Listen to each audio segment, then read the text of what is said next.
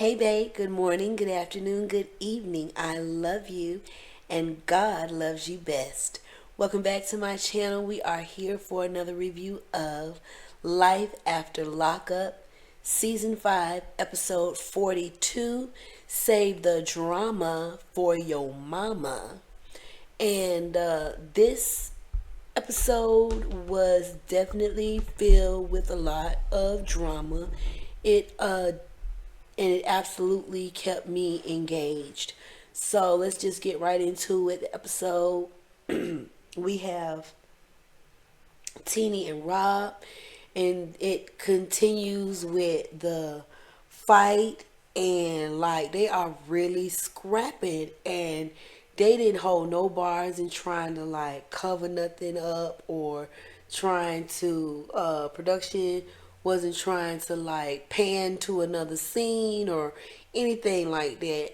Rob is doing his best to try and break them up. Teeny's mama's trying to break them up. It was a whole lot. And so then after they were able to break them up, and then the mama was like, well, even before that, she was like, she just don't want you to take care of your mama. I was like, here it is. He's 34 years old. He spent 16 years locked up. He is trying to establish himself in the real world. He's only been out for 6 weeks. He's been married for 5 years, but now he can actually be with his spouse, his wife, out in the real world. He has two stepchildren, so he's trying to build a family of his own. He's 34 years old, married, has two stepchildren. They just moved into a new house. He out 6 weeks after 16 years. He's trying to establish himself and build a family of his own. Where do you see yourself in that equation other than being a support system? Because you shouldn't be expecting anything from this young man who has lost so many years of his youth. Thank God he's 34. I mean, he still has some of his youth, but not much. I mean, hey, one more year, you're middle aged because God promised us 70. So, I mean, I don't know what to say about that one. But I I just don't think you should be expecting anything from your son. And I would hope that you raised him so that he could fly. And anything that he is able to do is a gift. It's a blessing. But it should not be expected or required for your love. Your love should be unconditional for your son. But after the fight is broken up, the mom is leaving. She was like, "You ain't got to worry about me no more." I was like, "Oh Lord!" So she leaving the party. Everybody leaving the party and everything. Cheyenne goes and tries to calm her mom down. She was having like a little anxiety attack. So Cheyenne was trying to calm her mom down, be a support system. And I thought that was really admirable of her. I know that was very traumatic to see their mother in that, um, to see her in such an ordeal where she has now she's in a physical altercation. But Tina, you started that. I mean, let's just be real. Tina, you started it. You mushed that lady in the face, and before you did that, you turned around and got in her face, like all up in her face. What did you expect her to do? That was a threatening stance. Like, why would you do that? You should have just went and got your drink. I don't care what she was saying. She didn't say anything other than thank you, goodbye. And she was going back to proceed to talk to her son.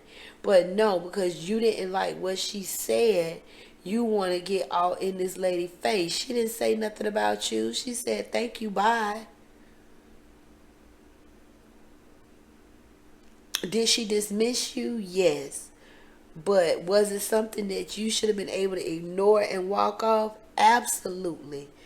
Two things definitely can be true at the same time, and this is one of those situations you should have just walked it off, friend. Um, but at the house, Rob expresses that he misses his mom, and I could tell that Rob is hurt. He was hurt by nobody showing up for the welcome party hardly. He was hurt by nobody coming to visit him when he was locked up, especially like his family and stuff not coming to visit him. I mean, it's just a lot of hurt there. And I just right now I think he's being looked at like an ATM, and I don't think that's cool. And like I said, the mother's love shouldn't be based on whether or not she can get something from her son. But hey, what people do for the love of money. So then we see Teeny take the kids to a water park, and she asked them how much for an annual pass, and they like $250. I don't know if that was per person or if it was just a $250 family annual pass. I'm hoping that was a family annual pass, but it had to be because she paid $250. So they said it would cover 4 people.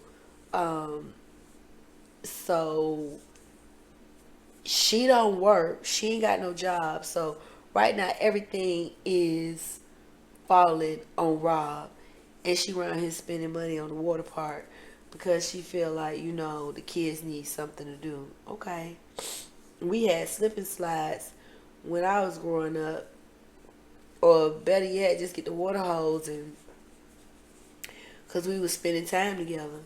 Uh, so later on we see I think that Cheyenne is a mama's girl. She was over there talking to her mom, checking on to see how she was doing, and the mom was thanking her for being her support system and being her rock during such a traumatic ordeal. And then the mom said she gonna go put her feet in the water. So after that, Nehemiah comes over out of the water. He comes and sits with his sister, and so his sister was like, how do you feel about the situation that happens? And this conversation was so mature. Like, he's like, everybody makes mistakes, but I don't think it's nothing that can't be forgiven. He's like, I feel like, he's like, do you still consider her your grandma? He was like, oh, yeah. And she was like, I can't do it. She was like, she put her hands on my mama, and that's when she crossed the line. And so that ain't no granny of mine. I don't feel like no grandma would do nothing like that. Um, yeah, no, it's a no for me. So Cheyenne is ixnay on the grandma tay. Um, Now we're gonna move on to Justine and Michael. They are having a conversation of the permanent sterilization. And I just feel like, Justine, I hope you really learn from this. These people, you are 36 years old and you playing Russian roulette around here with your life, and you got all these kids, and that's just, I don't know, that's just messed up. And you having more and more kids. That baby don't even look like that baby 6 months old. That's that baby look like 3 months old, 4 month, three and a half, 4 months old. Just and a tiny 4 month old if that. Um, but yeah, I wish you would have made better decisions. But she's going. We see Michael going off to work. We see I was just looking off, talking and not even looking. I'm sorry. I'm sorry, y'all. Please forgive me. But I'm not gonna edit it. Ha! We see Michael going off to work, and he works at a moving company. He's a manager at a moving company. And shout out to all the employers who give the ex felons a chance, because how do you expect them to um, reestablish themselves in society if you're not gonna give them a chance? Um, and if they really mean it and they want to stay out and everything, they gonna work. And like he said, that kind of money, it was like a slap in the face because he was used to making that in an hour. But it's honest, and you ain't gonna have to worry about them no, them boys rat tat tatting on your door. So while it may not be the fast money that you used to, it's honest money that'll keep you out and free. So after he goes to work, Justine is there with the baby, and then she goes and gets in the car to run her errands and everything that she runs. And then she gets a phone call from one of her sons, Santana. I think he's about 14 or so, 14, 15 years old. And he's calling, he's a little hysterical on the phone. He's saying that his brother then popped him one and all this stuff. So she's like, oh, Lord, skirt. She got to turn that car around, go back to the house. She called Michael. Michael on the phone. He was like, you know what happened? He's like, yeah, I'm on the way to the house. She was like, I'm going to wait outside for you so we can go inside together because we don't know what we walking into. I love how um, cohesive of a unit that they aspire to have. I think that is really cool. Um, so Michael gets to the house. They walk in together. We see somebody's phone is just shattered. One of our phones just all cracked, lacked up. And so it's Santana phone. Santana say that he threw the phone. He was like, "You fool! You threw a $1,500 phone." See what I'm saying? Living beyond your means. Why does he have a $1,500 phone? And he was like, "Well, Michael, which is Big Mike's son, Michael was taunting Santana, wouldn't give him back the phone, blah blah blah blah, all of this, and then so Santana, not Santana, Michael says that he was loose trapping at the mouth, talking crazy, talking about his mama better than his mama, his daddy better than his daddy, all this crazy stuff, and they was like, what? So he was like, so all this happened because you got mad and said some things out your mouth, and you got mad and said some things out your mouth, and that's why we here. He was like, bruh, I'm losing money right now for this stupid shit. He was like, we can't have this. So then next thing you know, he was like, y'all gonna be grounded for so long, like it don't even make no sense. It's gonna be stupid crazy. So Michael, Big Mike, he he lost his cool, and next thing you know, he punching holes. I don't know if that was the door, the wall, but whatever it was, you gotta repair that, bruh. You just said that finances was tight as an ant's butthole, and now you going and punching holes and stuff. You know what? So moving right along, we got Melissa and Louis. And Melissa is 41 and Louis is 43. This is our introduction to this couple. So we find out that they've been living together for a few months, and we see them. They are at the beach, and Louis was always talking about having some, what he said it was called, a polar plunge. See, that's for our counterparts. That's not for us. No polar plunge, no plunge, no polar. Um, some of us are familiar with bipolar, but no polars. Um, so they at the beach about to do this polar plunge, and They get in their skivvies and they run out in the water and they get about to their ankles or a little bit above their ankles and then they run back in. And then he was like, that was not what I expected. I don't know what you expected, fool. Knowing it's polar plunge, you was expecting to get frostbite. I don't know. I don't. The temperatures had to be mad, just low. But anyway, um, so Melissa, she's constantly talking about marriage, marriage, marriage, marriage, marriage. She is in a full blown rush to get married to Louis. Louis says he wants to take his time. He doesn't want to rush. He wants to do it when the time is right. He don't want to feel like, okay, 3 months get engaged, 6 months get married. He's like, I don't want to plan like that. I want to do it when the time is right. She's like, I like planning things. You like planning for things to end real fast if you keep going that rate. So then we see Louis at his job. He works at a pizza shop.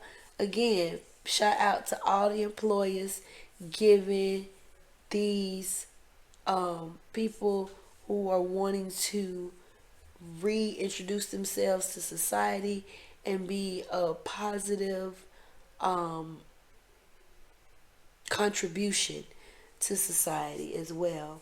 So we see Louis on the phone with his mom, and he discusses ring shopping with his mom, and lets her know that he is planning on proposing to Melissa. And you could tell the mama is salty, she's sour about it. But I feel like she just jaded and she want her son to stay up under her. I mean, some of these mamas got this sick um obsession with their little boys who are grown men now. So she was like, you can have one of my rings because the mama been married 3 times. So she was like, man, you can use one of my rings. He was like, no, I'm not doing that. I want her to have the ring that she wants. So she's like, well, how many carats were you planning on getting? He was like, I was planning on getting two. She was like, two? Really? Wow, you got the money for that? He's like, as a matter of fact, I do. She was like, must be nice. I guess so, mama. Was you expecting to get something? These mamas is real something. So,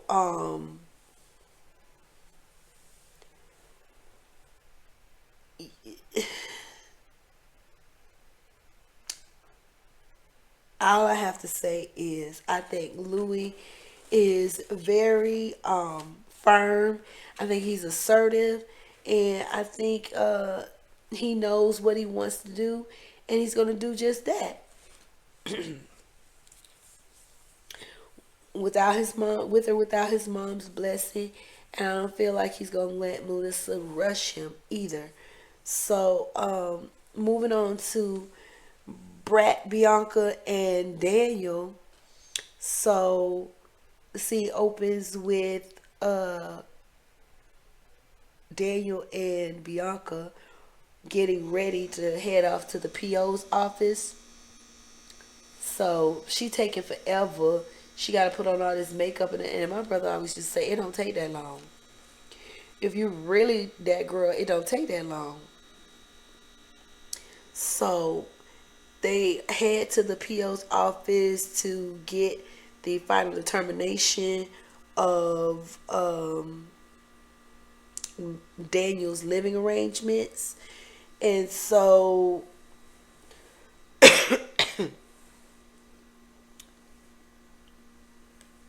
Bianca was actually denied access to go in, so she had to sit in the car. There was a little bit of a wait, but they finally come out. Daniel and the PO, the PO ask a few questions, like do a quick interview with Bianca, kind of get some insight on her history.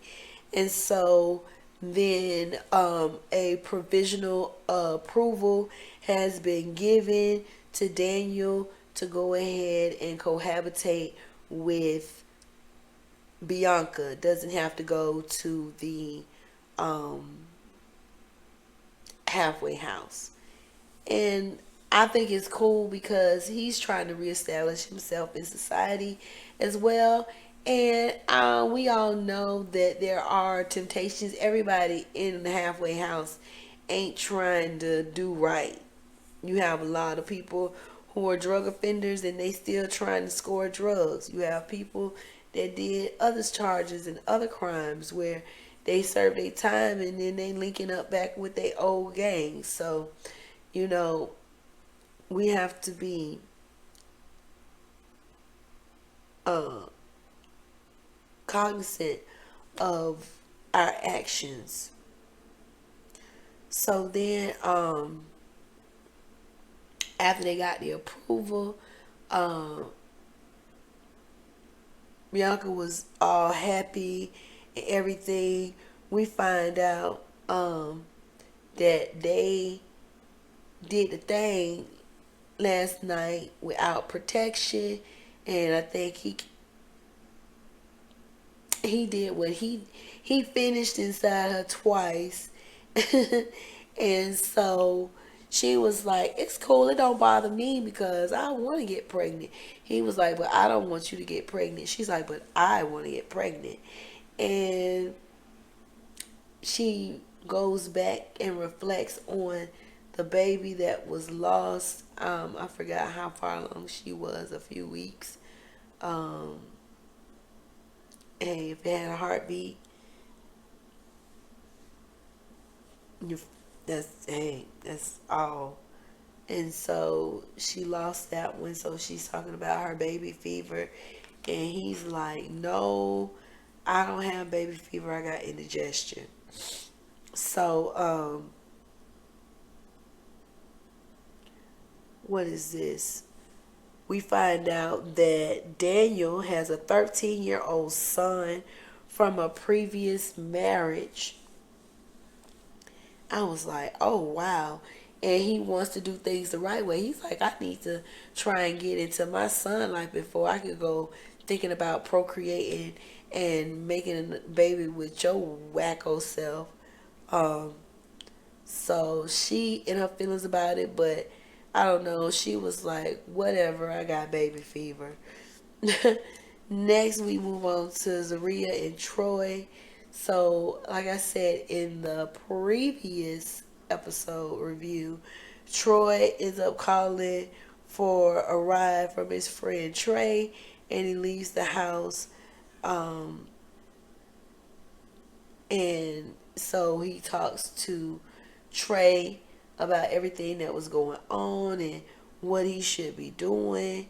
And that statement that Troy made was doing a wrong thing for a right reason.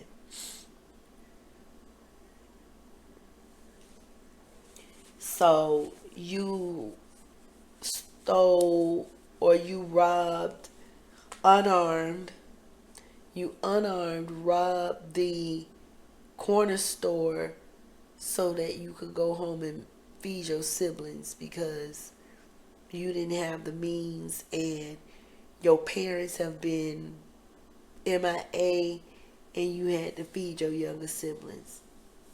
That is a necessary evil for a reward of positivity. But I mean, you're not free. You still a ward of the state, Troy. So you don't want to be doing that. And like your friend said, you still on house arrest. You don't even be needing to think like that. Redivert your thoughts. So Troy said, "You right. I'm bugging." So then they get in the car and then they go back to the house with him and Zaria stays.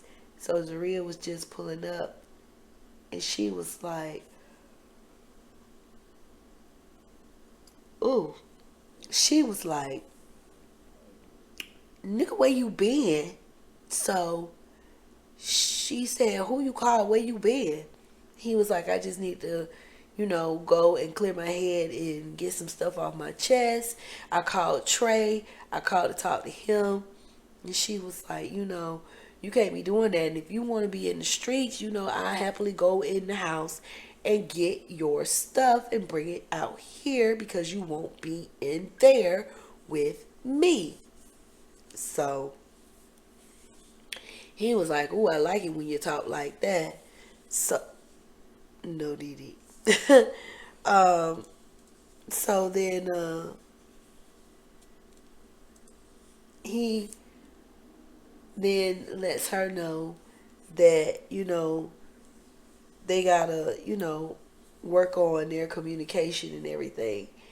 And so Zaria did mention prior to this how she has trust issues and she had issues with infidelity.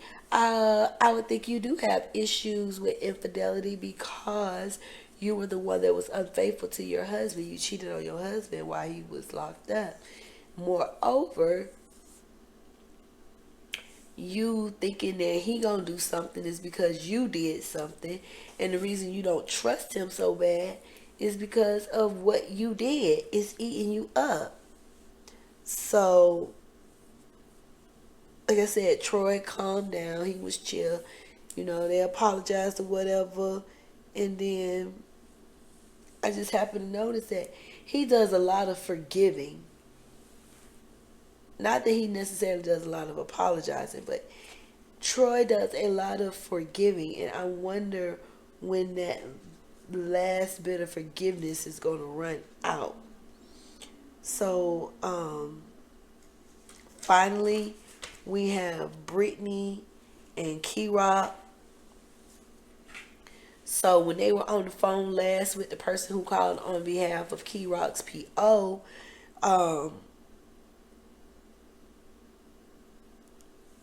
he addressed the issue about their homelessness and advised them that they would be eligible for subsidized housing in the motels. So that's where they go. So the scene opens up with them going to the subsidized government apartment, or should I say motel. And Key Rock was saying he was gonna wait to tell his mom about this move, and I'm like, bruh, that's not what you want to do. You want to get on the phone and tell her now, but he kept putting it off. He kept putting it off. And so then he called the apartment complex in Texas that he had put down the down payment in the first month and all of the standard stuff for first month's rent. That lady was very nonchalant. She showed no emotion. She was like, "Oh, okay." We said, "Unfortunately, I'm not gonna be able to move to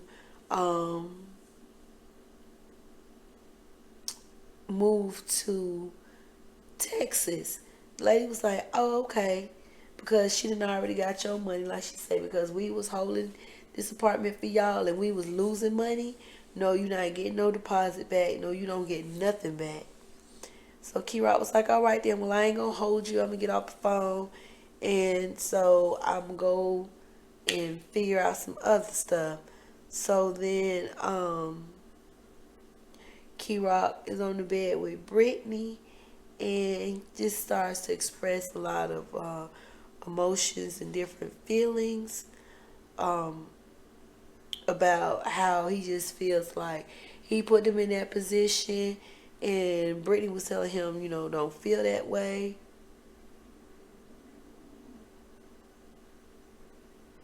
And so he's like, if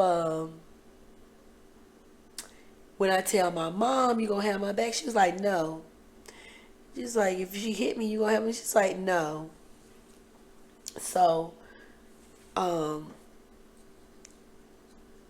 so no, nothing back for them on that. They just gotta take the L. And the other thing, this is an observation. Why does Brittany always have on pajamas? Not even loungewear. It's just pajamas. Like, where are her clothes? She don't have no sweatpants, no jogging pants, no nothing. Pair of jeans, something else, anything than pajamas. So then, um,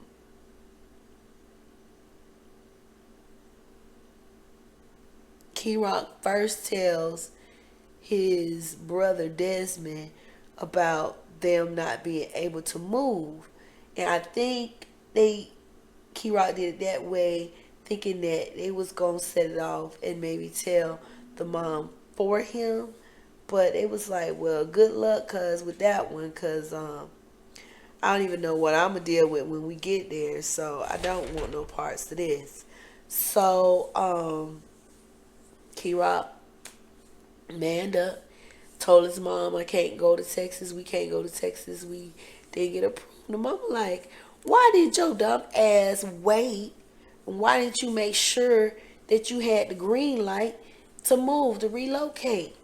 It was like, I was just assuming everything was going to be a go. He's like, do you know I done gave up my lease and did all this? We did all of this for you. We did all of this for you so it could be a family thing. Like, what is this?